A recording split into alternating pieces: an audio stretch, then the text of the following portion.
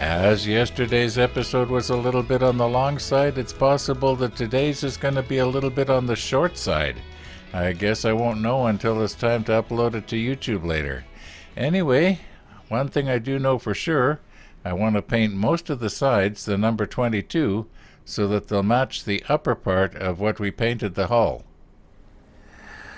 Now, I know I could brush it on, but I wouldn't be doing a very good job. So I want to try and spray it.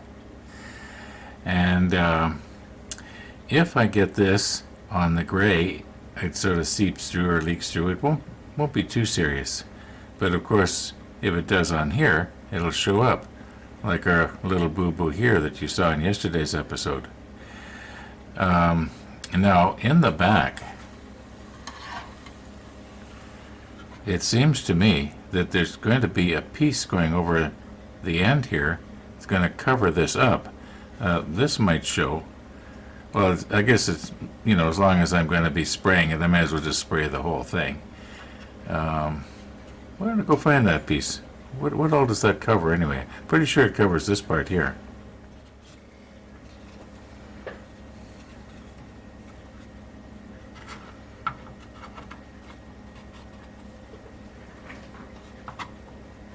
Okay, that more or less locks into place right there. So these walls here, or bulkheads, will be seen. So in other words, I don't need to do a real good job around here. I think I'm making a mistake here. This is not part of the sides anymore. This is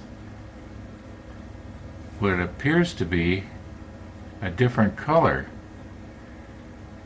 Let me move the camera in a little bit so that you can see what I'm looking at here. Yeah, I almost made a mistake here.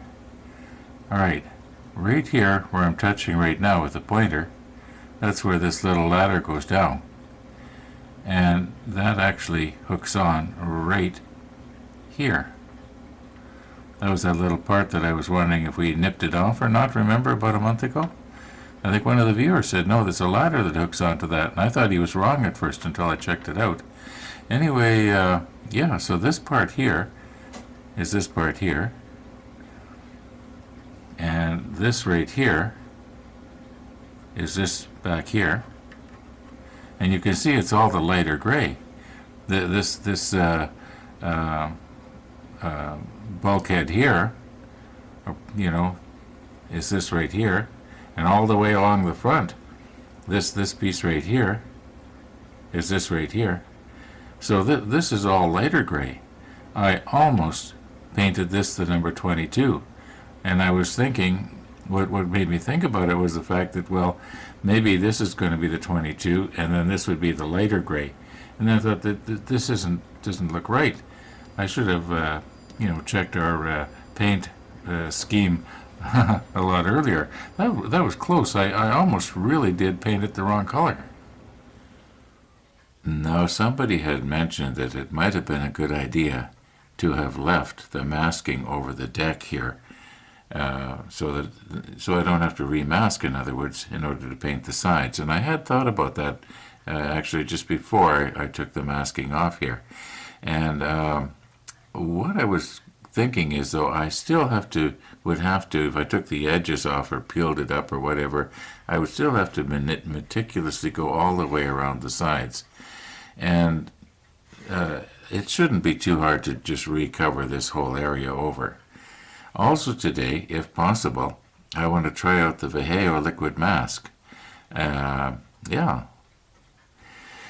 Also, I want to remind you, or not remind you, I want to be reminded to tell you about a video that somebody made just for me on airbrushing. And I can honestly say it's the best demonstration I have seen on thinning. And he actually uses this Mr. Color Leveling Thinner. And he demonstrates how to use it. We'll talk about that before the end of the video here, unless I forget, but I don't think I will. Anyway, I've got lots of number 66 here. These three have been opened. These two are brand new. We'll be able to try the thinner out. Anyway, we won't get into that right now. Right now I got to try and mask this off. So I'm just going to go ahead and do that. I don't know how much of it I'm going to video. Now I am actually not ready to mask this up yet. I just noticed this, and I kind of noticed it before, but I guess I wasn't paying attention like I should have been. There's a couple of pieces, actually there's 4 pieces. There's a 10 and 6 go here and here, and a 5 and 9 go here and here. In other words, here and here, and here and here.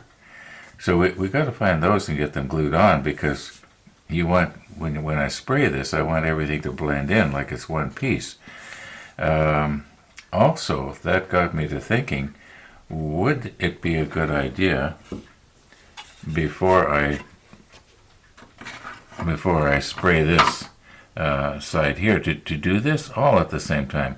But it might be a little bit difficult. I think maybe I'm better off spraying this piece separately and then putting it on. Also, I'm thinking it'd be a lot easier to work on and add the various parts if this was small rather than something big like this. As I mentioned before, I don't want to be gluing this shelter deck down onto the hull until I'm almost to the point where I can't do anything else on it, because it'll be a lot easier to work on it. Well, anyway. So let's find these pieces and get them glued on here. Okay, so we need sprue A. Okay, obviously it's these pieces right here. I don't even need to look at the numbers, and we may as well just nip out this entire section here.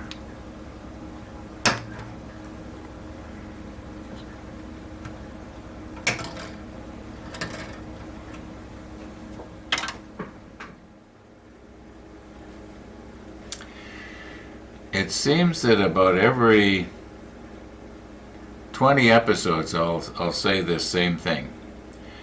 This is not a tutorial.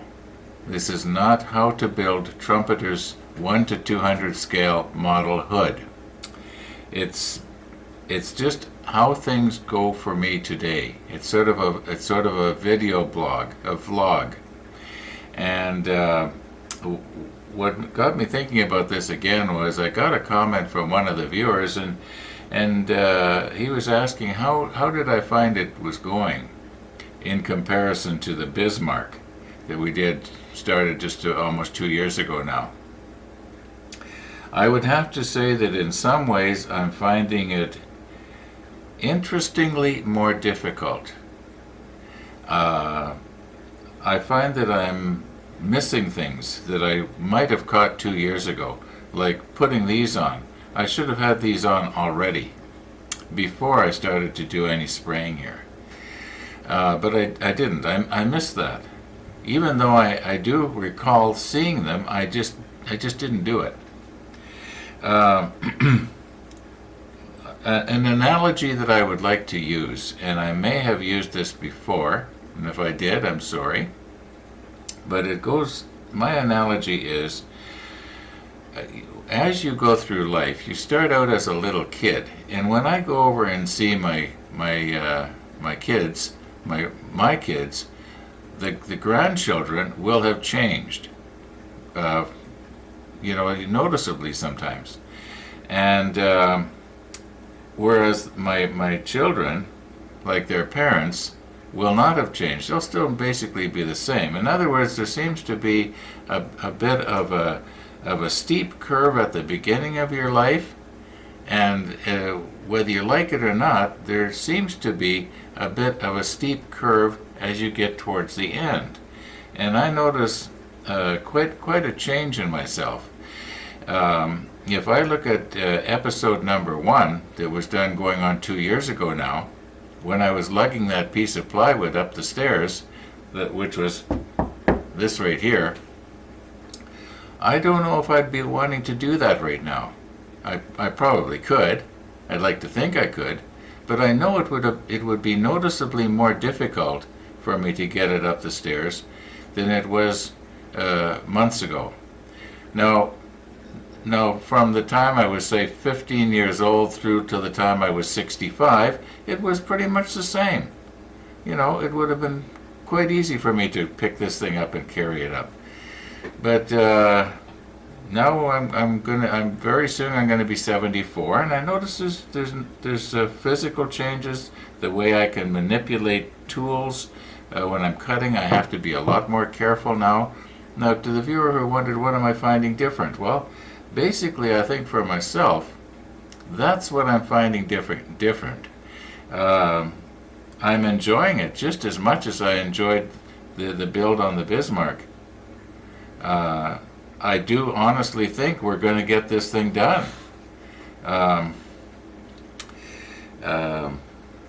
It's going a little slower, I would say. Yeah, it's going slower. I'm spending more time videoing and less time working because talk is cheap. Anyway, this is a vlog. It's not a tutorial. The only thing you're learning from my build here is from my mistakes. For goodness sakes, don't do that, because that didn't work. Some things go well, some things don't. It's not like Nigel's show where he's actually teaching you. This is just sort of a vlog. I mean, yesterday we might be out feeding the rabbits, and tomorrow we might be doing something else. It's just how things go for me today. And how is it going for me today? How am I finding it different? I'm slowing down.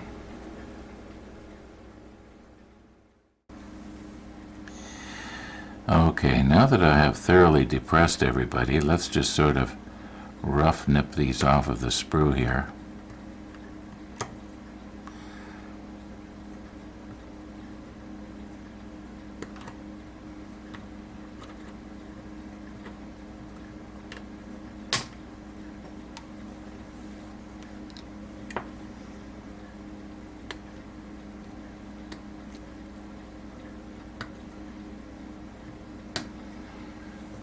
Okay.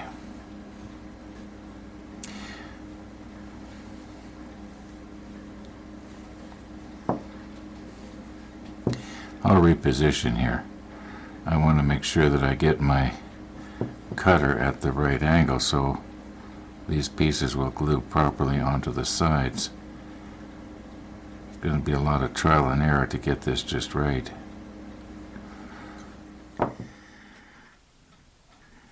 Now maybe I should be using the macro lens for this, but I'm hoping that you can see this, as well as this being curved like this.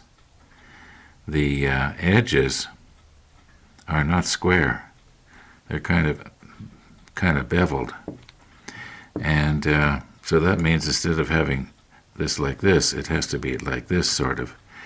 And a cut like this is really, really difficult, because what I do not want to do is have this go in like this. Now, of course, I'm exaggerating, but I want to try and have it so that it's going to be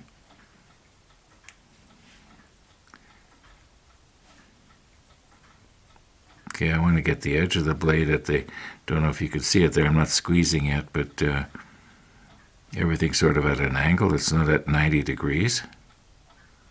Okay, so, well, here goes nothing. Okay, I think I did pretty good there. If I very carefully file this down, I don't think I've lost any of the contour. Let's try the other one now.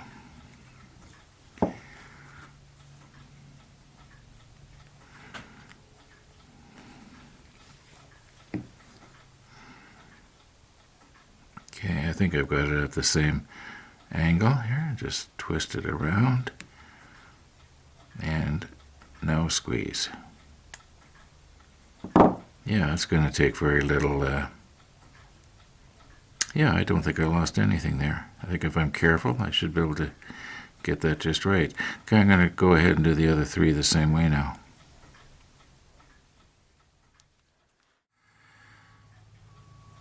Okay, I just nipped off this piece here. And we'll try and do another one here.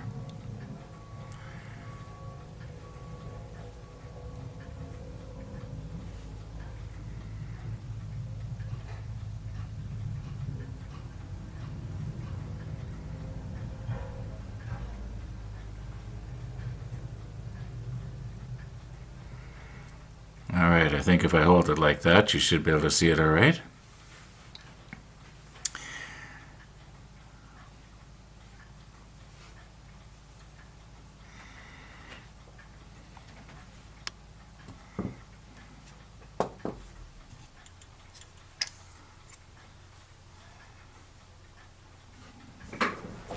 One of the difficult things when I'm doing this is to keep it in your field of view. Now, I don't want the cutter at 90 degrees to the part. I want it laying flat on this piece right here.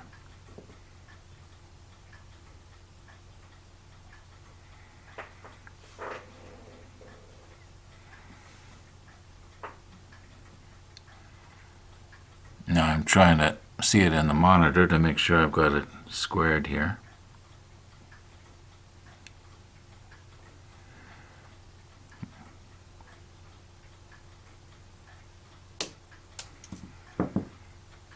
Okay, as near as I can tell, that came out pretty good. See if I can turn it here so you can see it. I keep getting asked things like, which do I enjoy better, videoing this or the actual building of the model? And I think that probably I enjoy videoing it more than in the actual build.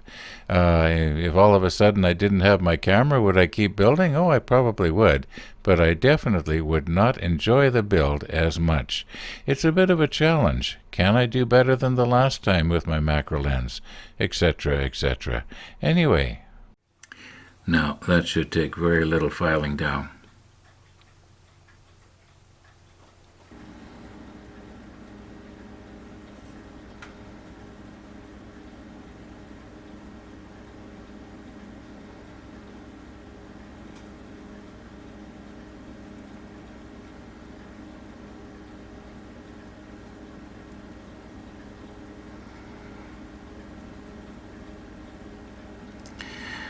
Maybe a tiny bit of flashing right here that I didn't get. Now the trick is going to be to get these things at the right angle on the, well, you can see right here it's got a tiny little bit of one of these. Yeah, I could have probably sanded just a little bit better right there. However, believe it or not, depending on which part of this goes up against the ship, the extra thin will actually dissolve a little piece like that. It'll just become sprue goo. Anyway, try and figure out now, how are these supposed to go on? They're so symmetrical, if you know what I mean. Well, not really. The don't know if you can see it or not, but the angle is more acute on this side than it is on this side. At least it appears to me like that. Okay, if I turn these like this, they're mirror image to each other. These ones here, though, it's kind of hard to tell. We'll get it. Now, I was trying to figure out how could these possibly go. I thought they had to be mounted on the side of this, and I thought that doesn't make any sense. And I just realized, and I haven't tried it yet, but I think, in fact, I'm almost positive, they're supposed to go up underneath, something like this, so that this whole thing sort of flares out. In other words, I don't know why they would do that. I was going to say if a wave was to hit it, but a wave would never hit that high. Better not, or it's game over. Yeah, they're supposed to go underneath like that. So that would mean this thing would be easier to do upside down. Okay, very gently now. Okay. Let's see here.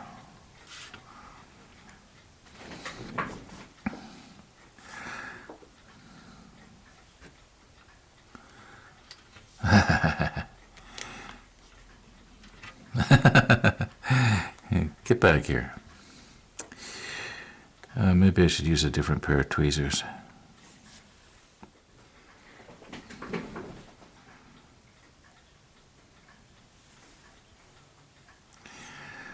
Okay. Yeah, it almost falls into place. Okay, I'll just try and get a little bit of extra thin on there, and yeah, that's a perfect fit, actually. You know, these Trumpeter kits are, gotta take my hat off to the guys that designed them, that's for sure. Now, I think it should go back just a little bit here. Yeah, that looks about right. Now, is this going to run into the right place, or is it going to glue it to my manual? Oh, I saw it wicked its way down.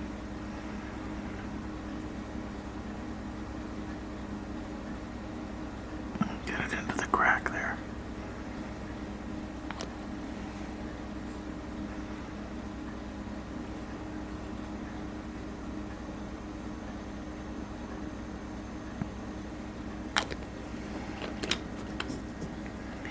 Okay, now can I put a little bit of pressure on that without knocking it out of place?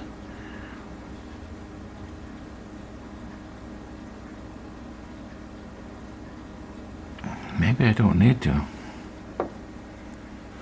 I think that's probably going to liquefy enough of the plastic.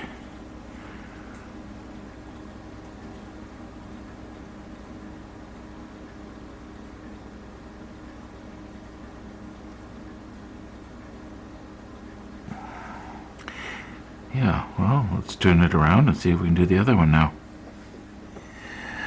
Okay, I'm going to try not to get my fingers in your way. So I'll try this paintbrush idea. Nope.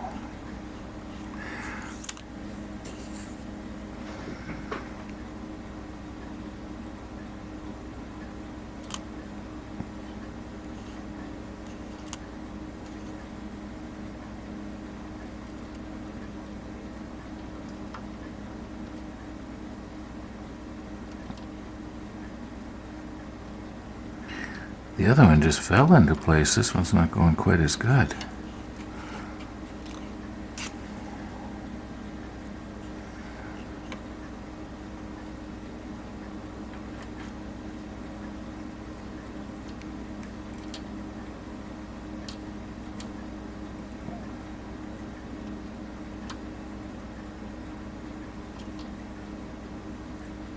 I almost had it, and then I tried to move it, and how does that look? Let me look at the monitor.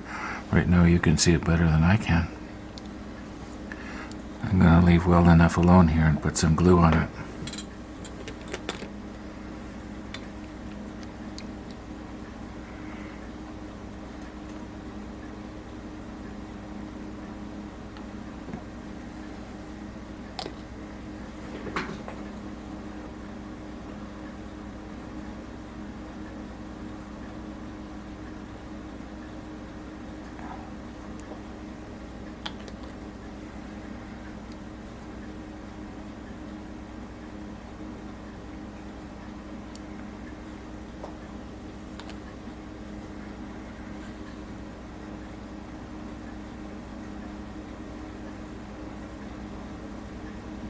Maybe that's a bad idea.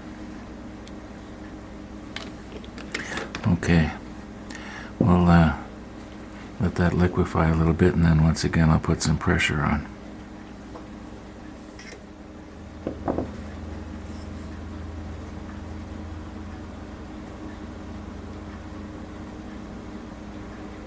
Don't want to put too much pressure on.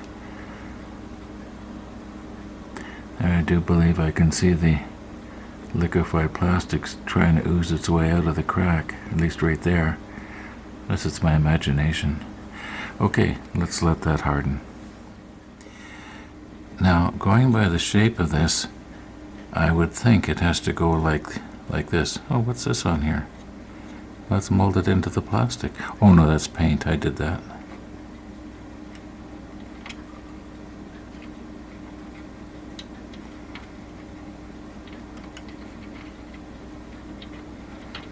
Now, is this going to want to stay there, or?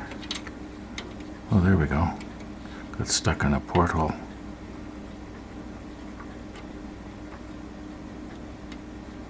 Okay, how's that look now?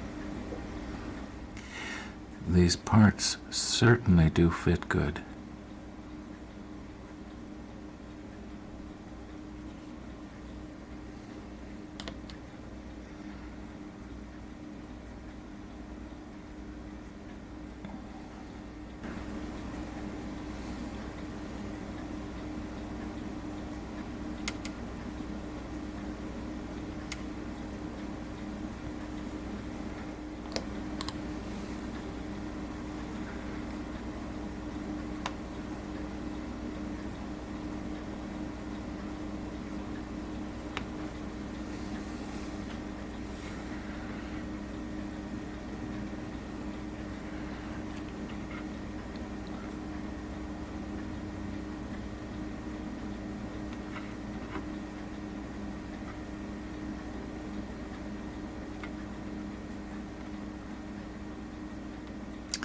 That's not going to fall out of there. Well, let's turn it around to the other one.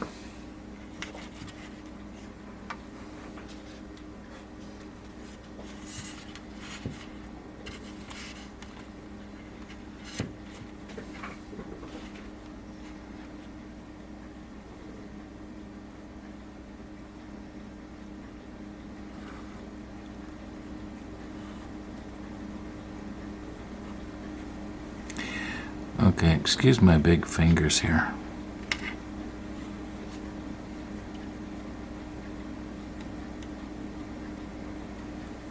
Okay, so it got to come a little bit more to the right.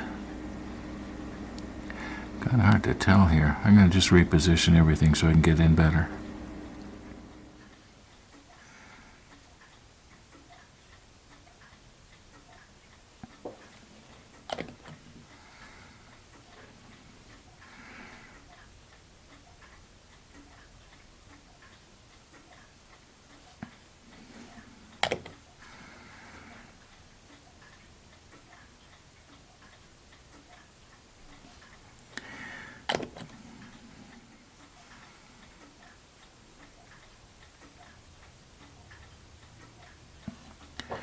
Okay, I'm pretty sure that that's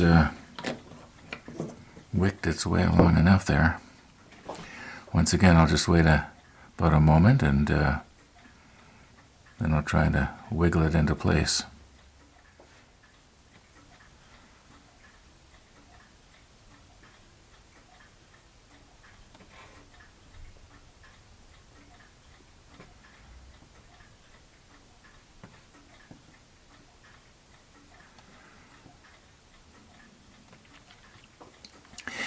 Well, that one's not going anywhere either. I'm just looking at the clock here. If we're going to talk about Nigel's recommendation with the thinning here, we better get at it or there's not going to be enough time. Now, a lot of you already know this, but less than 24 hours ago, as I'm speaking, Nigel put up a video demonstrating how to use this, how to thin this out, and it's excellent. If you're struggling with airbrush like I am, you gotta see this. I'm not going to describe I'm not going to waste a bunch of time describing the video to you, other than to tell you he takes this thinner, he first mixes up a batch of paint, 30% thinner, 70% paint, then he does a 50-50 ratio. Then he does a 70-30, in other words, 70% this. And you'll be amazed at how good it works. You gotta see it.